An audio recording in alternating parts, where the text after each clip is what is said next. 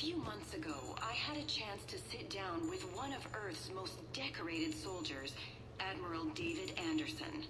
He was kind enough to answer my questions and talk about his career. Today, the Admiral is on Earth, leading the defense of our home against the Reapers.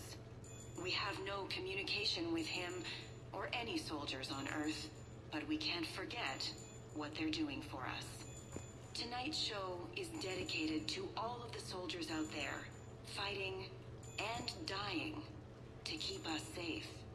Admiral Anderson, today marks the 30th anniversary of the N7 program. Can you describe your first day of training in this now famous program? The Interplanetary Combatives Training Program is all business from day one. How so?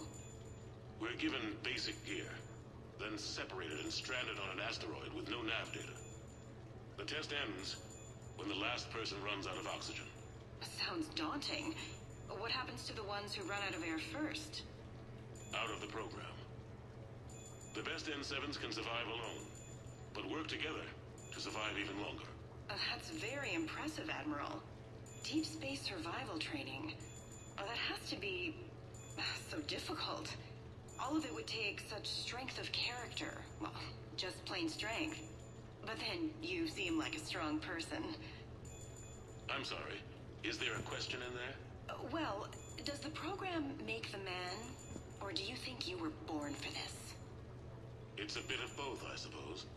Every soldier reaches a point in their career, sometimes more than once, when they are asked to give more than they ever thought they could. That moment is the test. I've seen men and women, almost sure to fail, persevere long past the point of breaking. That experience changes them. Others, with all the gifts and abilities, fail in that moment. Sometimes they pick themselves up and carry on. Sometimes they're just done. What about you? What was your moment? I've had a few, none of which I'd like to share. But, I think the toughest tests are still ahead of me. What makes you say that? Call it a hunch. Soldier's intuition? Something like that. Do you trust your intuition? I mean, do you follow your heart over your mind? Well, it depends on the day. No, I suppose if I were to be honest, I do trust my instincts. The problem is, war isn't orderly. And the enemy is never predictable. Even the most experienced veteran is going to find themselves in situations they haven't trained for. In those instances, and there's more than I'd like to admit, your instincts are the only thing keeping you alive. That, and the men and women you're fighting beside. But soldiers are only as good as their leader, isn't that true? Yeah. A good leader can make an okay squad great.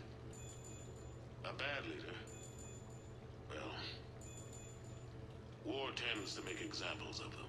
What makes a good leader, then? A good leader is someone who values the life of his men over the success of the mission, but understands that sometimes the cost of failing a mission is higher than the cost of losing those men. That's a terrible line to have to walk. Yes, it is. But war is a terrible thing. Thank you for your time, Admiral. Thank you. The remainder of this interview was to take a more personal look at Admiral Anderson's life. It wasn't finished when the Reapers invaded.